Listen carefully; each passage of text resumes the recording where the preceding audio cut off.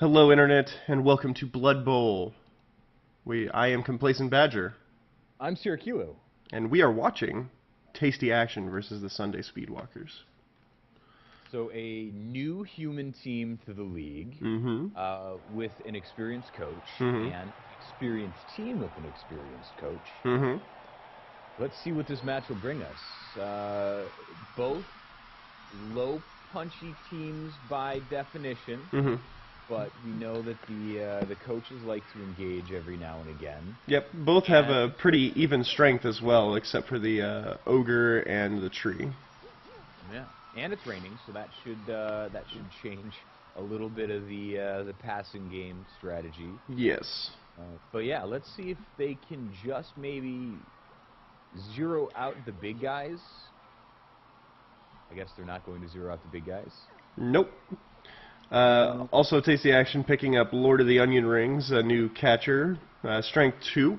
I don't personally like the catchers, but Catch Dodge is a pretty good a set of abilities, and they also have movement allowance 8, which is huge. Right. So they're really good at what they do, but it's the responsibility of the coach to protect them to the maximum extent possible. Because that'll make a big deal is you spend a little bit of money on that guy and he's strength 2 and he gets outclassed by everybody on the opposing team. Yep. So also Grip Overwald hanging out for this game. Let's see what he does with him. Really liking these star players. Yeah, I mean, you reach a certain point and you go, what are you going to do? You got all this money on incentives when you're a new team.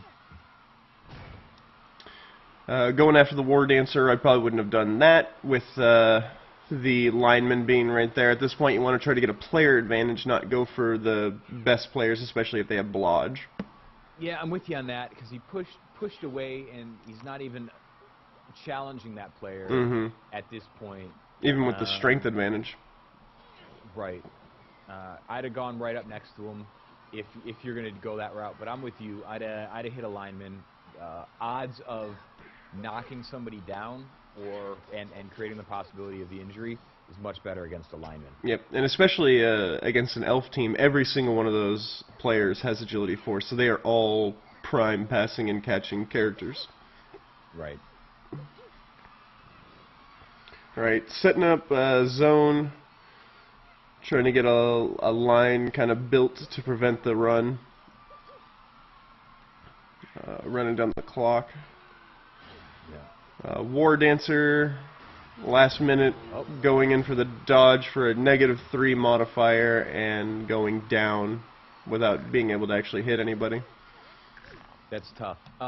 Yeah, I would have blitzed on the corner to put a body up against the ball carrier. But when you did, yeah, that was a -3 modifier when you're dodging in, because she's dodging out of a tackle zone and into 3 tackle zones. Yeah, so it ends up evening out to a -2 because you still get the +1 for any dodge. Right. But even at an agility 4 character at -2, it needs a 5 or better to succeed right there. Yeah. She did have dodge, so it did get a reroll. It's not great odds, but even then, after that, she has a 2-die tackle, his choice. Creating a nice cage up there, leading it off with the catcher on the cage. That's a little dangerous, and dodging away for a turnover. Good to get those guys away from that tree. That tree is just going to take people out with block and mighty blow. Yep. Maybe he's hoping that with the ball not being in the catcher's hands, he's a 2nd or 3rd tier priority. But he's still on the corner of a cage, and yeah, this would personally, that would be the first person that I'd go for. Yep. That's the best opportunity to. Yeah, because your choices. Points on an injury. Your choices from the front are going after the strength 4 guy or the strength 2 guy to break this cage open from the front. Yeah. Blitzing this guy, or not blitzing, but trying to paint this guy for whatever reason, and failing a go for it doing it. No, I'm sorry, failing out. Sorry, it was a 1-die block that was failed after succeeding the go for it. So it was a blitz with a go for it and a 1-die block, and I don't know what advantage that would give her. Yeah, that guy was not in a position that mattered. I would have probably blitzed this guy. Yeah, that's exactly what I'm saying. Dodge working out right there. Good stuff. So the human team not doing a lot on that turn, just kind of pushing out of the way and then holding. Well, he's got a good situation there. Make the best of it. You know, instead of being greedy and moving, it's still very early in the half. Yeah. I probably would have shuffled some players around, maybe get the blitzer up here adjacent to this passer, and then grip overwalled pass, and then maybe roll out the catcher and put up somebody else to take his space, or roll the catcher back or something. Just get at least one space. Yep, I'm with you on that, because he's in a position where he doesn't need a super strict cage at this point, because he's got enough of a bubble around him that you're already creating those dodges for players coming in, so he could have rotated a little bit. Painting the back player on the cage is almost useless, but using it to open up the hole, that's a much better move. That's what we like to see, is strategic movements instead of just a little too unidirectional. Right back to where he was. So catcher going downfield, using that as an opportunity to get in there. And we've talked about it. I hope we don't see a throw to that catcher now that he's and he just rebuilt the cage and is getting ready for the one-turn touchdown.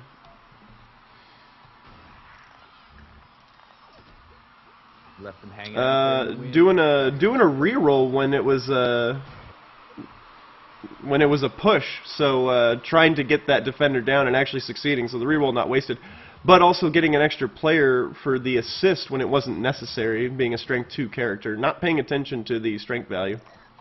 Right, and I think that's why he wasn't hit earlier, because I bet if that was something that was on her mind, he would have been hit earlier when he was at the front of the cage. War Dancer getting pushed off the pitch, and looks like another one getting set up for that. That's good awareness. She's setting up to paint the catcher, which I guess is fine because he could stand up, go to the end zone, and catch it. But putting that ogre down. He needs to get that ogre out of there. Yeah. That tree's ugly, especially with block now. So she's left this lane completely open on the right side. So as long as he can, as long as he can get out, he's got a touchdown clean. All he has to do is move this character up that way or back this way, and once this character's out of the way, no rolls. So just move this to the side, and it's a touchdown. Please move him out of the way first. Please move him out of the way first. Please move him out of the way first. And opts to not move the player out of the way. Goes for the dodge, re-rolls, and still fails. I don't understand that at all. Maybe he was afraid, because 1, 2, 3, 4, 5, 6. He had the movement allowance to get in there without the go for it. So that guy hadn't moved. He was at that place the whole time. So yeah. Okay. We'll make that as a note. That's something that. All right, so the coach needs to be better runs over, picks up the ball, goes for a relatively long pass. Really, the only person that would have been able to accept the pass, and it's a fumbled pass. Yeah, not a bad attempt to get the ball out of there, and so few turns left. You need to get that ball moving. So. Right. I probably would have covered a little harder if I was going to go for that.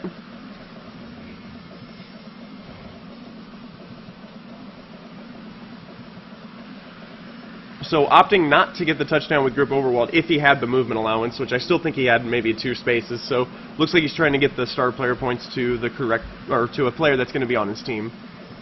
I like that a lot. Passing to that catcher, or rather handoff to it. Okay. Yep. Hand off to the catcher so that that catcher can get 3 star player points. That is 100% the right move. So, and we did talk about that last week with a star player where it looked like he was trying to set up his star player for the touchdown. So, a pretty big mistake that just because he had player advantage didn't hurt too much. That player advantage really showing how important it is. Yeah. Dead. So that's a dead merc. So that's a good person to die. Yep. That's why those guys are often on the line. Yep, getting that star player point for the pass, and earned Sturdy Wood 2 more star player points. So 3 star player points at the end of the half. That's not bad. Yeah, that'll make up for a touchdown, huh? Mm-hmm. Now you got to work for the win. Yep. So even players right now. And Halfling Master Step stealing 1, switching it to where it's 4-3 instead of 4-3. Yeah. And that's tough. That's frustrating. So 300,000 for that Halfling Master Chef, and he got 1. Well, even at that point, he only paid for it. He only overpaid for it for 100,000, because gaining a reroll is 100,000, and if you would do the same thing for the opponent, losing is 100,000. So, not bad. And I would argue stealing rerolls from an opponent is worth more than 100,000. So that lane, his setup allowed for a nice run all the way through the center. So, and running no safeties despite the Sunday Speedwalkers known for their passing game. Yeah, that's a huge defensive mistake. That's on the level of not even trying. Yeah, a lot of coverage on the flanks, but almost no coverage in the center. So trying to rectify it, but that strength 2 character's probably not going to do much. So you're going to blitz straight through it. Mm-hmm. But daylight. He's got it, and he rectifies the mistake with good assist and getting that ball covered. Yeah. That's good. So now he's just marking the ball, marking the players. Yep, he's got a lot of coverage on that ball now, so maybe he can lure her into doing a bad pickup.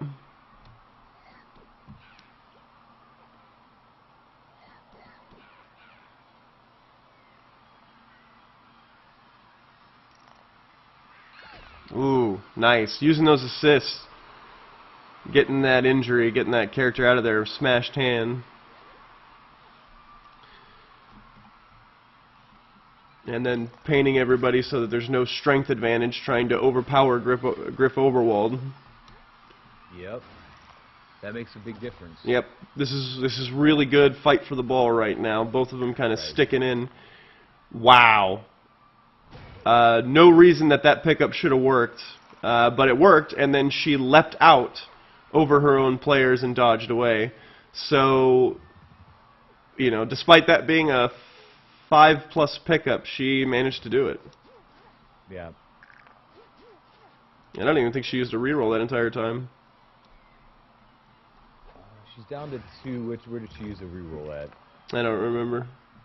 Going for the War Dancer, and instead of pushing it down this way, leaving it open for a 2+ dodge with a reroll off to the side. So poor push management. I think he was thinking that adding an extra player over here makes the dodge worse. I probably wouldn't even have gone for that. I would have just gone for the 2+, because you're not changing your dodge roll requirements. Yep. Right. Poor initial setup, followed by poor push management, equals a quick touchdown. Yeah. But if there is a saving grace to it, he now has an opportunity for...